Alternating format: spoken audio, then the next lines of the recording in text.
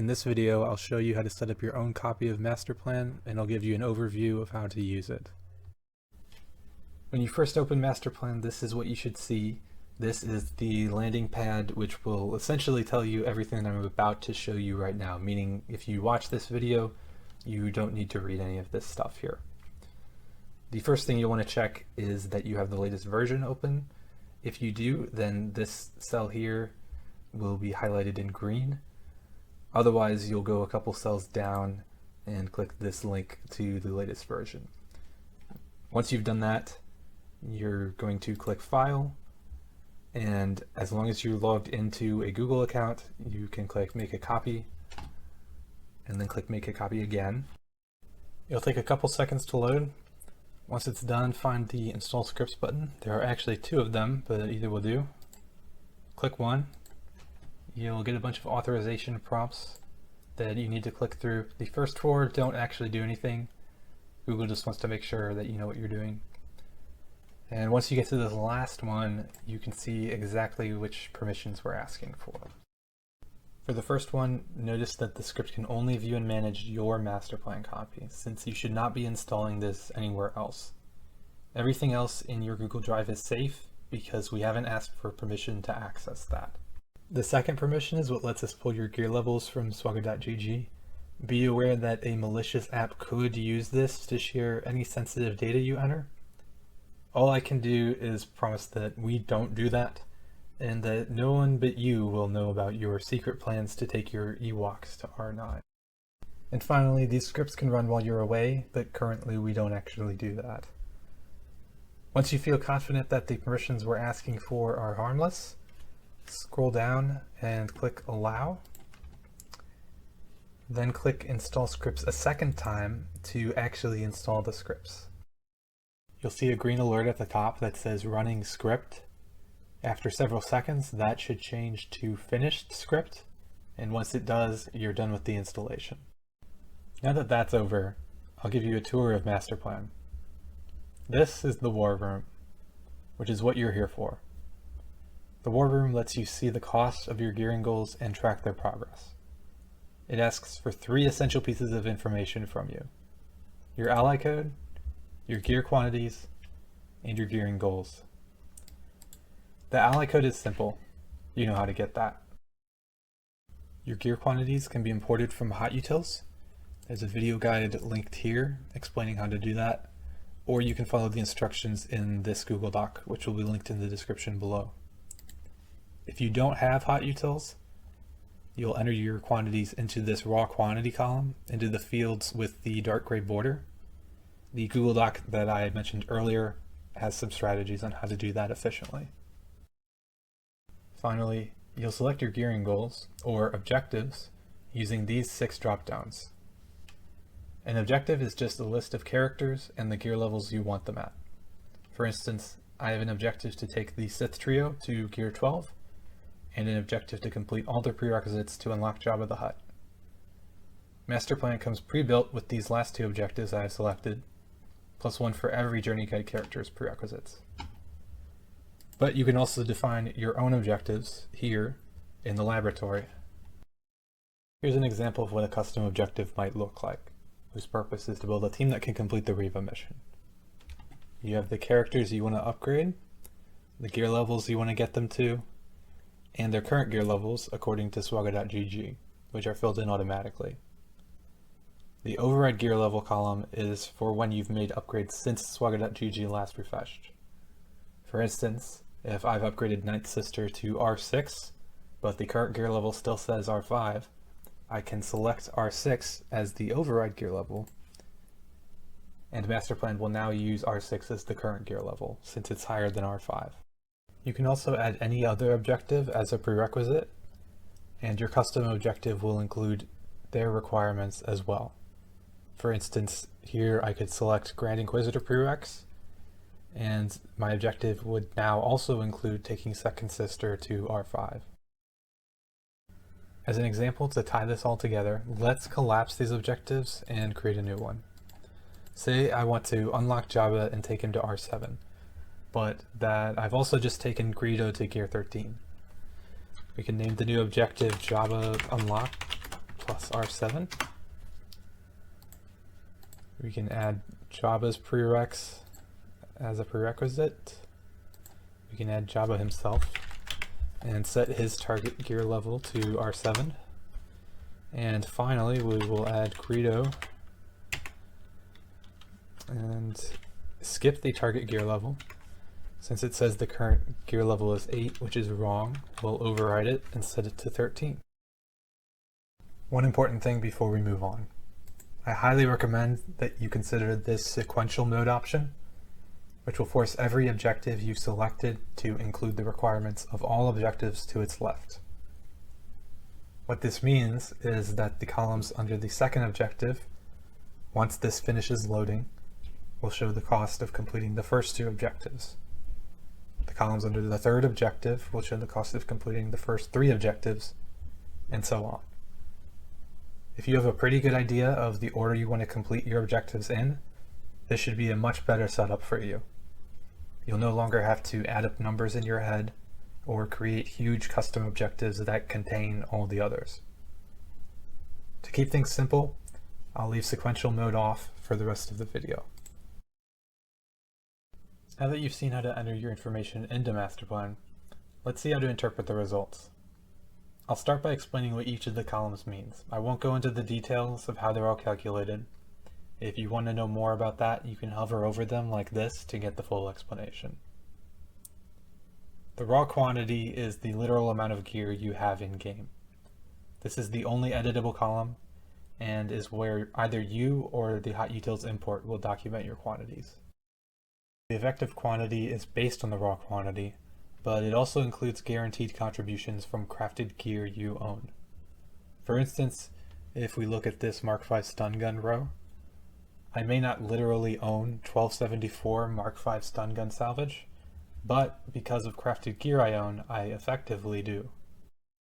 Moving on, the conditional quantity represents potential contributions from crafted gear you own, effectively acting as a coupon that only certain objectives can redeem. The CQ applied columns will then show you exactly how many of these coupons can be redeemed by each objective. All 7 of these columns are hidden by default, and I generally recommend you keep them that way. Just know that they are working behind the scenes to determine the still need values, which is the column that you should actually care about. The still need column represents how much more gear you need to acquire in order to complete your objective. Or, if it's negative, how much gear you'll have left over after. When monitoring your progress, this is the most important column to keep an eye on. The required column represents the cost of completing the objective. For instance, if it says that Savage R5 requires 250 Mark III Carbanti, that means that it will cost me 250 Carbanti to take Savage from his current gear level to R5. You can control which of these columns are shown by using these checkboxes in the upper left corner of the war room, like so. You'll also see there's an option to use shorthand gear names, which you can disable if you prefer that we use the full gear names. Let's quickly go over all the tables in the war room. I've divided all the gear types into 9 categories, with the 6 most important categories at the top. This first one, significant G1 to G11 salvage, includes the 20 most important gear types for lower gear levels. Any of the other 96 lower level gear types are unlikely to be a bottleneck for you, so those have been pushed to the bottom of the war room in their own table. Scrolling down, you can see there are 4 more tables for level 12 gear, and another for relic materials. Then we have the relic material inputs table, which marks the end of the important tables to keep track of. Unlike the others, this table isn't a separate category of gear. The values here represent how much gear of each type you should obtain if you want to use the excess gear at the scavenger to acquire all remaining relic materials. For example, to complete this Riva mission objective, I'll already need to spend 50 Mark 12 detonators and 50 Mark 12 HoloLenses. What this means is that in order to meet that requirement, and also acquire the 33 Zen Biddles that I still need, I would need to scrap an additional 21 detonators an additional 66 HoloLenses, and 78 keypads, which altogether would leave me with 28 to 29 of each when I'm through. If you want to understand how the values in this table are calculated, or if you want to try the fractional conversion setting, you can read about it in these notes or in the Google Doc. The last thing I'll mention about this table is that we also show the estimated Cantina energy cost of the signal data you need. And if you enter your daily Cantina refreshes here, the second row will also show how many days that would take you. Moving on, here are those 96 gear types that I said wouldn't be a problem for you. I'd maybe check this table every now and then, but most of this stuff is easy to acquire and not worth paying much attention to. Then we have the two craftable gear tables. Their only real purpose is to record any craftable gear you own.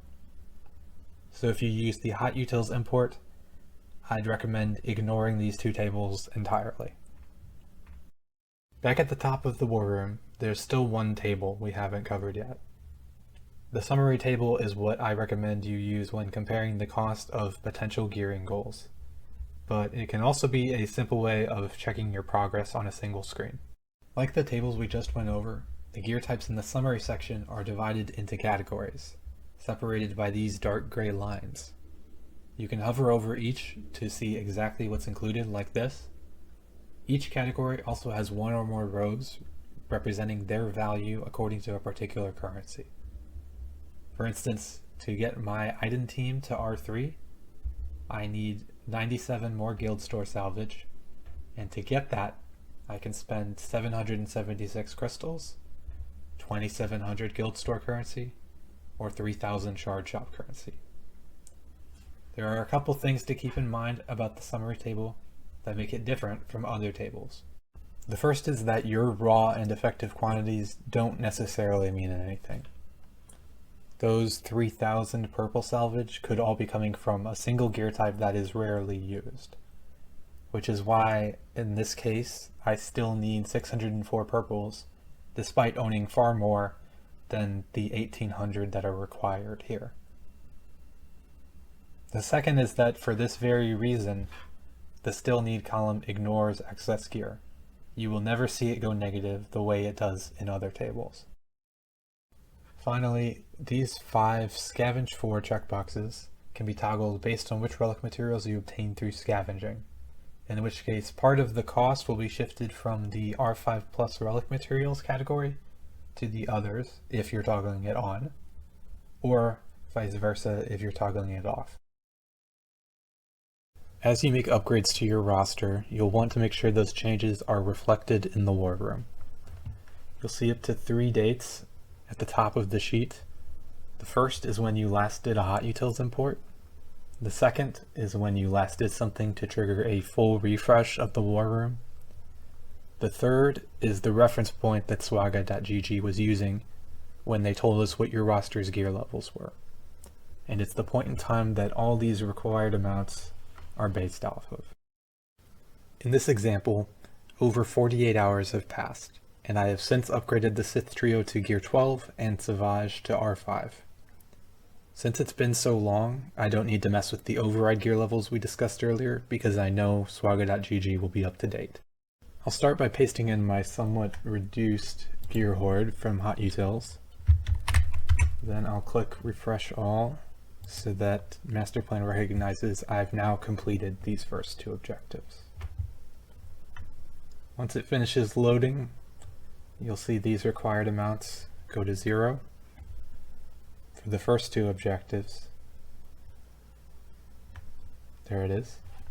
And then the other objectives will also be reduced since I have sequential mode enabled. You should now know just about everything you need to know about MasterPlan. I'll finish by talking about version upgrades. You don't need to upgrade your version every time a new character is released, since those are pulled directly from swaga.gg. However, I plan to release more features in the future, and there will inevitably be tweaks and bug fixes too. To get these, you'll need to upgrade to the latest version. which a pop-up will notify you about whenever you open MasterPlan. I don't want people to feel like upgrading is too much of a chore, so I'll show what you can do to make it easier. You'll start by going to the landing pad and clicking this link to the latest version, which would have automatically updated to point to the newer version. You'll need to repeat the installation steps shown at the very beginning of this video to make and install your new copy, but keep your old copy open too. In the laboratory, you can use this copy-paste feature to transfer your objectives from one copy to the other. Simply click this cell in your old copy, press Ctrl-C to copy the contents, then switch to your new copy, select this cell, and press Ctrl-Shift-V to paste the value. It's very important that you use Ctrl-Shift-V and not Ctrl-V. In the war room, you can copy your hot utils data from the old copy and paste it to the same cell in the new copy. Once again, always using Ctrl-Shift-V over Ctrl-V. If you don't have hot utils, you can manually copy-paste the quantities you entered one table at a time, like this, again using Ctrl-Shift-V. This should work unless the newer version does something to change the layout of the war room. Everything else, your objective selections, your ally code, your checkboxes, will need to be entered manually into the new copy. That's all for this video. I'd love to hear any questions or thoughts you have on what I can do to make MasterPlan better.